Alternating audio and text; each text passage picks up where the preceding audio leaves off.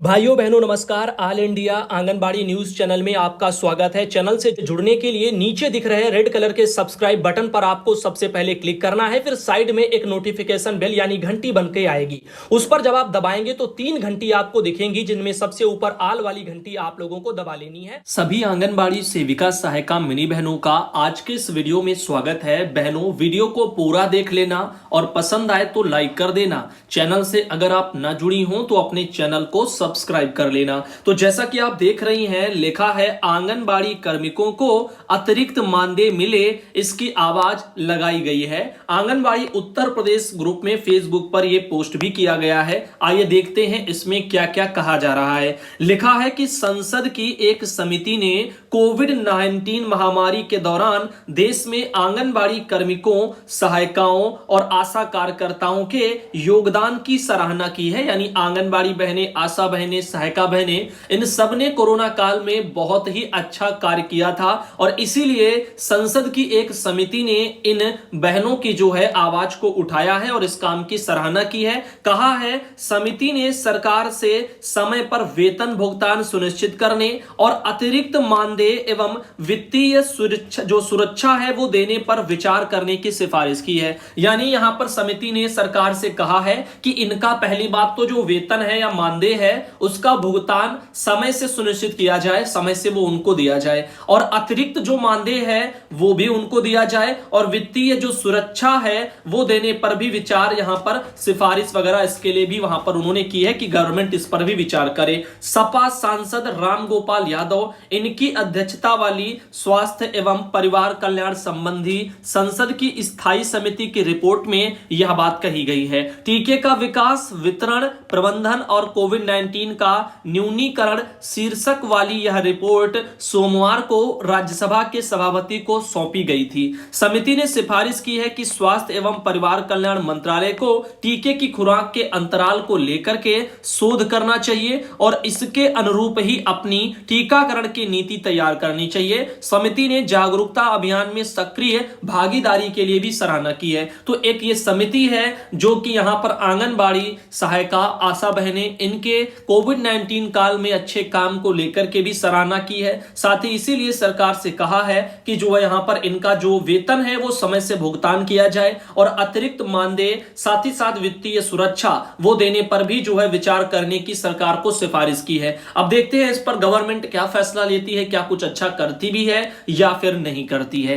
क्योंकि यहां पर सरकार ने तो कई बार खुद से ही वादे किए हैं और उन वादों को पूरा नहीं किया है। तो फिर ऐसी सिफारिशों का वहां पर उनके सामने क्या वजूद रह जाएगा, जो भी होगा आगे देखा। भाइयों बहनों, जैसा कि आप देख सकते हैं, जिला निर्वाचन अधिकारी जो कि महाराजगंज के हैं, 13 सितंबर को वहां पर एक लेटर उन्होंने जारी किया है जिसमें उनका कहना है कि भारत निर्वाचन आयोग के द्वारा दिनांक 14 सितंबर को नई दिल्ली में बीएलओ ई पत्रिका को लॉन्च किया जा रहा है, जिससे संबंधित आयोग से प्राप्त यूट्यूब लिंक और निर्देश व्हाट्सएप ग्रुप पर पोस्ट किए गए हैं। तो यहां पर इसके बारे में कुछ कहा जा रहा है। तो इसमें इनका कहना है कि यह पत्रिका डिजिटल प्रारूप में होगी, जिसका प्रकाशन आयोग के द्वारा द्वैमासिक किया जाएगा। आपसे यह अपेक्षा की जाती है कि प्रकाशित होने वाली बीएलओ ई पत्रिका का प्रसार अपने तहसील के समस्त बीएलओ को डेटाबेस में उपलब्ध उनके मोबाइल नंबर पर किया जाना अपेक्षित है। तो अतः आयोग द्वारा बीएलओ ई पत्रिका के लॉन्च कार्यक्रम से संबंधित भेजे गए यूट्यूब लिंक को जनपद के समस्त बीएलओ को उनके व्हाट्सएप ग्रुप और अन्य माध्यम से उन्हें प्रसारित कराने का कष्ट करें। तो इसके बारे में लेटर आया। और साथ ही देखिएगा, कार्यालय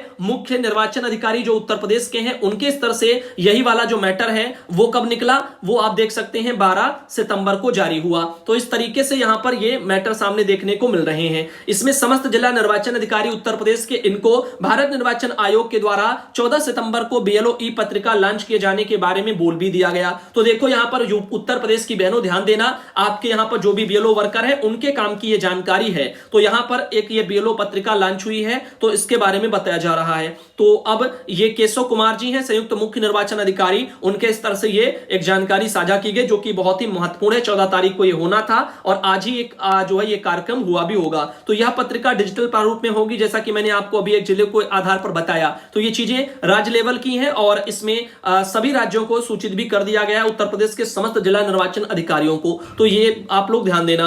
अब ये यहाँ पर गीता त्रिपाठी बहन है, महाराजगंज से आती हैं, महाराजगंज के आधार पर उन्होंने जानकारी भेजी, लेकिन महाराजगंज के साथ ही साथ आपको हमने पूरे उत्तर प्रदेश के समस्त जिलों के लिए भी वहां से मेन वाला भी रहेगा। अभी हम अगली खबर की बात करते हैं जो कि हरियाणा के पंचकूला से निकल के आ रही है। तो हरियाणा में पक्की भर्ती होने तक नहीं हटाए जाएंगे आउटसोर्स कर्मचारी, कई सुविधाएं देने पर भी यहां पर सहमति बनी है। हरियाणा में पिछले कुछ समय से कई बातें सामने आ रही थी जिनमें कहा जा रहा था कि आउटसोर्सिंग कर्मचारी जो है हटा दिए जाएंगे, जबकि ऐसा नहीं है। हरियाणा में पक्की भर्ती होने तक नहीं हटाए जाएंगे आउटसोर्सिंग कर्मचारी, एक खबर आ चुकी है। आइए इस पर विचार करते हैं। जैसा कि आप देख सकते हैं 13 सितंबर को जागरण में एक ये खबर भी प्रकाशित कर दी गई है।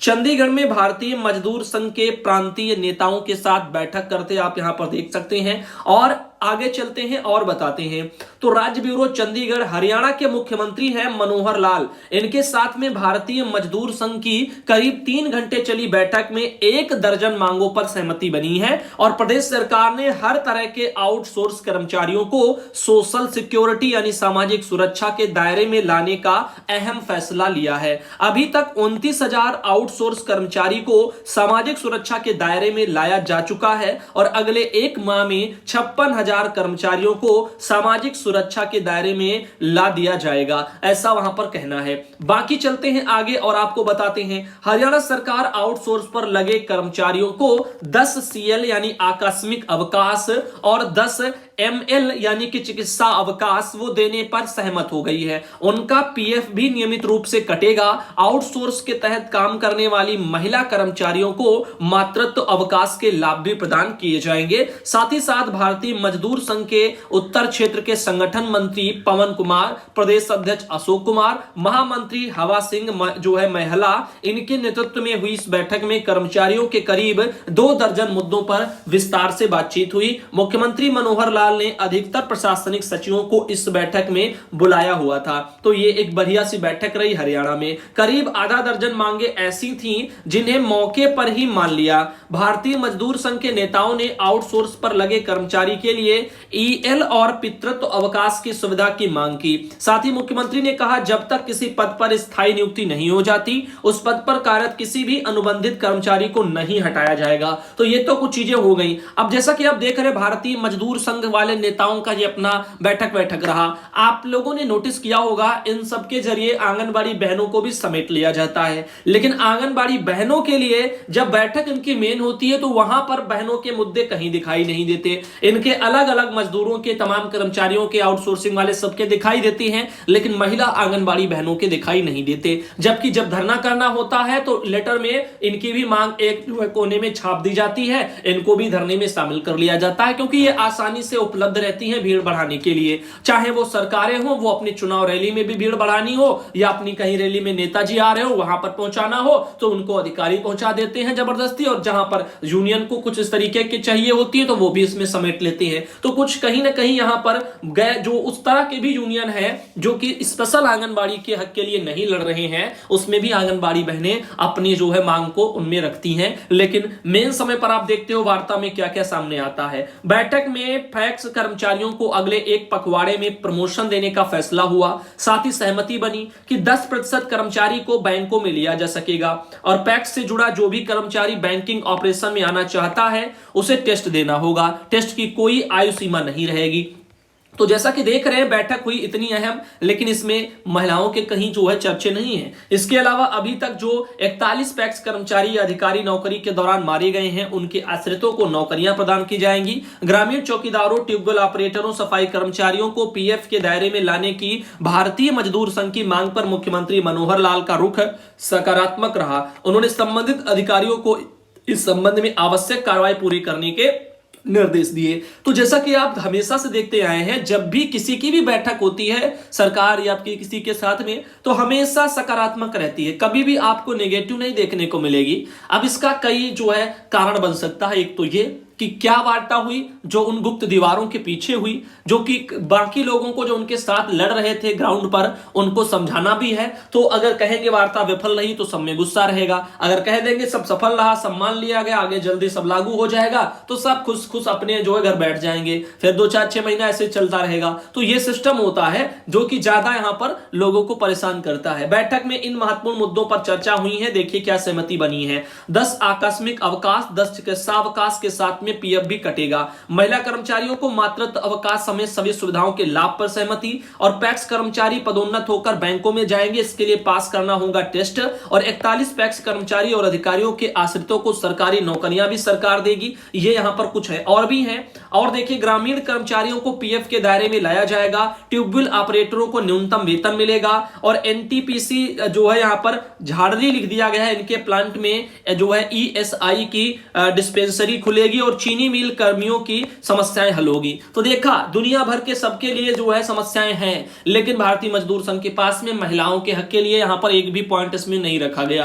अब वहां पर आपने कई बार देखा होगा भारतीय मजदूर संघ से जुड़े हुए फला फला यूनियन और इनका धरना हो रहा, वहां पर आंगनबाड़ी बहनों का भी उसमें समस्या लिख लिया, वो भी वहां पहुंच गई और लड़ती नजर आ रही। लेकिन अंत में क्या होता है, अंत में क्या उससे कुछ आपको कभी हासिल हुआ?